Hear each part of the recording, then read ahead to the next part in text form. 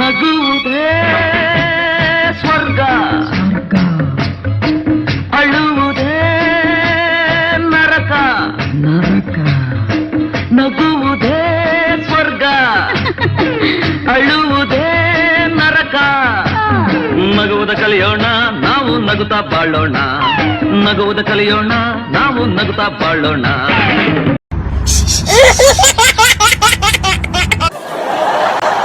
Hi, hello, ನಮಸ್ಕಾರ. ನಾನು ನಿಮ್ಮ ಪರಮೇಶ್ವರಪ್ಪ ಕುದುರಿ.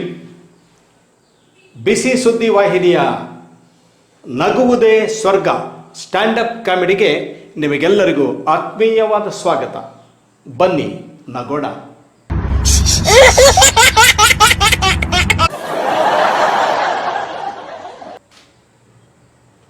ಸ್ನೇಹಿತರೆ, ನಗು ಎಲ್ಲ ಕಡೆಗೂ ಇದೆ. ಅದನ್ನು ನೋಡುವ ಕಣ್ಣಿರಬೇಕು, ಆಸ್ವಾದಿಸುವ ಮನಸ್ಸಿರಬೇಕು. ಏನಂತೀರಿ?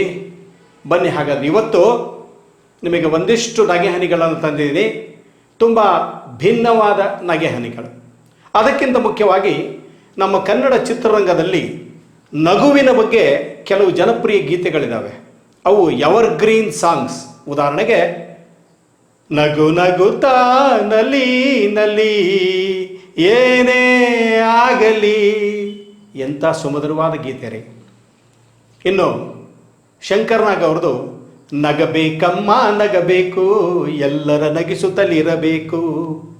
ದ್ವಾರಕೀಶ್ ಅವ್ರದ್ದು ನಗುವುದನ್ನು ಕಲಿತವನು, ಬಾಳುವುದ ಅರಿತವನು. ಅಂದರೆ ಯಾರು ನಗೋದನ್ನು ಕಲಿತಾರೋ ಅವರು ಬದುಕೋದನ್ನು ಕಲಿತಾರೆ ಅನ್ನೋದು ಈ ಗೀತೆಯ ಒಂದು ಸಾರ ಅಂತ ಹೇಳ್ಬೋದು. ಇನ್ನು ಈ ಕಾರ್ಯಕ್ರಮಕ್ಕೆ ನಾವು ಬಳಸಿಕೊಂಡ ಗೀತೆ ನಗುವುದೇ ಸ್ವರ್ಗ, ಅಳುವುದೇ ನರಕ.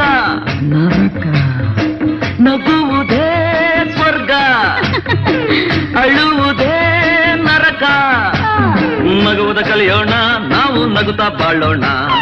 ನಗುವುದ ಕಲಿಯೋಣ, ನಾವು ನಗುತ್ತಾ ಬಾಳೋಣ.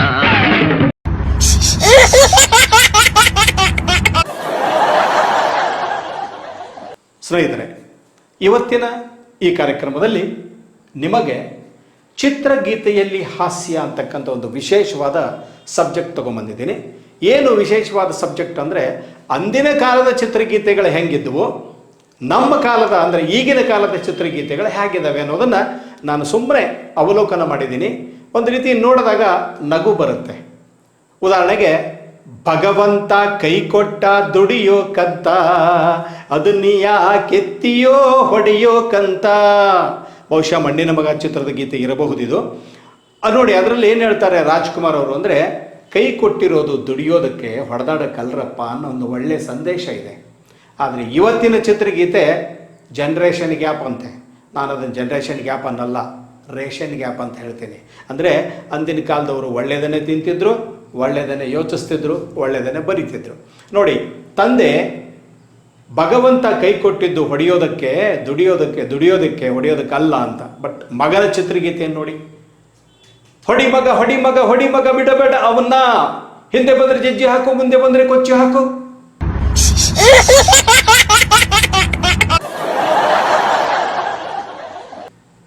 ಮತ್ತೊಂದು, ಹಿಂದೆ ನಾಯಕ ಅಂದರೆ ಸಿನಿಮಾ ನಾಯಕ ನಾಯಕಿಗೆ ನಿಷ್ಠನಾಗಿದ್ದ, ಅವಳನ್ನ ಬಿಟ್ಟರೆ ಬೇರೆಯವರು ನೋಡ್ತಿರ್ಲಿಲ್ಲ. ಬಟ್ ಇವತ್ತಿನ ಸಿನಿಮಾಗಳಲ್ಲಿ ನೋಡಿದ್ರೆ ನಿಮ್ಗೆ ಗೊತ್ತಾಗುತ್ತೆ, ಒಬ್ಬ ಹೀರೋಗೆ ಇಬ್ಬಿಬ್ಬರು ಮೂವರು ಹೀರೋಯಿನ್ಗಳಿರ್ತಾರೆ. ಅವಾಗ ಒಂದು ಹಾಡು ಭಾಳ ಫೇಮಸ್ಸು, ನಮ್ಮ ಚಿತ್ರದುರ್ಗದಲ್ಲೇ ಚಿತ್ರೀಕರಣವಾದ ಬಾರೇ ಬಾರೇ ಚಂದದ ಚೆಲುವಿನ ತಾರೆ, ಬಾರೇ ಬಾರೇ. ಎಂಥ ಸುಂದರವಾದ ಗೀತೆ.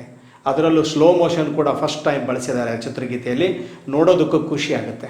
ಬಟ್ ಇವತ್ತು ಪರೀಕ್ಷಾ ಪದ್ಧತಿಯಲ್ಲಿ ಅಬ್ಜೆಕ್ಟಿವ್ ಟೈಪ್ ಕ್ವಶನ್ ಬಂದ ಹಾಗೆ ಹೀರೋಗಳಿಗೂ ಕೂಡ ಒಬ್ಬಳೇ ಹೀರೋಯಿನ್ ಇಲ್ಲ. ಬಾರೇ ಬಾರೇ ಅಂತ ಅವನು ಒಬ್ಬನೇ ಕರೆದ. ಇವತ್ತಿನ ನಾಯಕ ಕಮ ಕಮ ಕಮ ಕಮಲಾಕ್ಷಿ, ಪಟ ಪಟ ಪಟ ಪಂಚರಂಗಿ, ಮಿನ ಮಿನ ಮಿನ ಮೀನಾಕ್ಷಿ, ಬಾರೇ. ಯಾರಾದರೂ ಆಗ್ಬೋದು.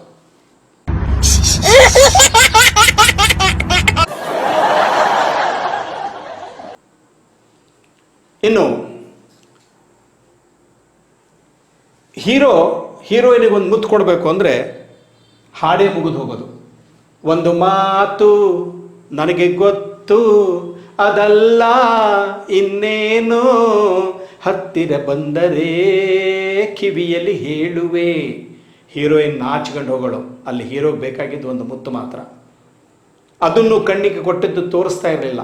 ಒಂದು ಮರದ ಹಿಂದ್ಗಡೆ, ಒಂದು ಗಿಡದ ಹಿಂದ್ಗಡೆ ಹೋದರೆ ಆ ಗಿಡ ಶೇಕ್ ಆಗಿಬಿಟ್ರೆ ಹೀರೋ ಮುತ್ತು ಕೊಟ್ಟ ಅಂತ ತಿಳ್ಕೊಂಬಿಡ್ತಿದ್ವಿ ನಾವು, ಅಂದಿನ ಕಾಲದ ಸುಸಂಸ್ಕೃತರು. ಇವಾಗಿನವ್ರಿಗೆ ಅದೇನೂ ಇಲ್ಲ.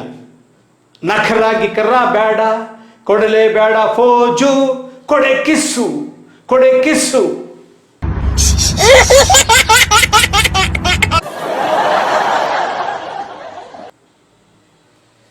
ಹೀಗೆ ಚಿತ್ರಗೀತೆಯಲ್ಲಿ ಹಾಸ್ಯವನ್ನು ನೋಡ್ತಾ ಹೋದಾಗ ಮತ್ತೆ ನಮಗೆ ಗೊತ್ತಾಗೋದು ತಾಯಿಯ ಬಗ್ಗೆ ಒಂದು ಒಳ್ಳೆ ಗೀತೆ ಇತ್ತು. ಇವತ್ತಿಗೂ ಎವರ್ಗ್ರೀನ್ ಸಾಂಗ್.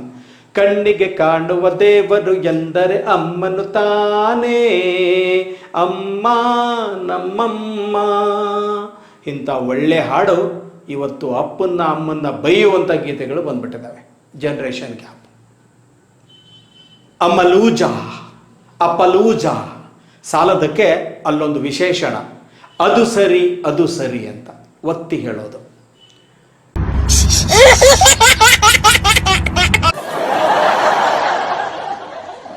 ಹೀಗೆ ಚಿತ್ರಗೀತೆಯಲ್ಲಿ ಹಾಸ್ಯವನ್ನು ನೀವು ಹುಡುಕಬಹುದು, ಏನಿಲ್ಲ ಇದರಲ್ಲಿ.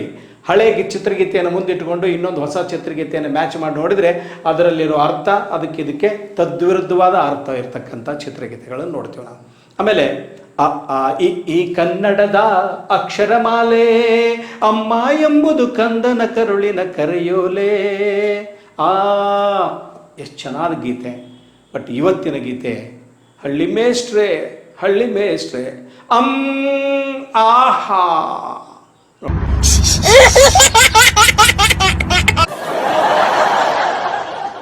ನೋಡಿ, ಇನ್ನು ಮೊದಲು ಹೀರೋಯಿನ್ ಸಿಕ್ಕರೆ ಖುಷಿ ಪಡೋ ಹೀರೋ ಇವತ್ತು ಹೀರೋಯಿನ್ ಸಿಕ್ಕರೆ ಏನು ಮಾಡ್ತಾರೆ? ಮೊದಲು ನಿನಗಾಗಿ ಓಡೋಡಿ ಬಂದೆ ನಾನು ಅಂತ ಹೇಳೋನು ಇವತ್ತು ಹೀರೋಯಿನ್ ಸಿಕ್ಕರೆ ತಗಲಾಕೊಂಡೆ ನಾನು, ತಗಲಾಕೊಂಡೆ. ನೋಡಿ, ಹೀರೋಯಿನ್ ಸಿಕ್ಕರೆ ತಗಲಾಕೊಂಡೆ ಅಂತ ಹೇಳ್ತಾರೆ.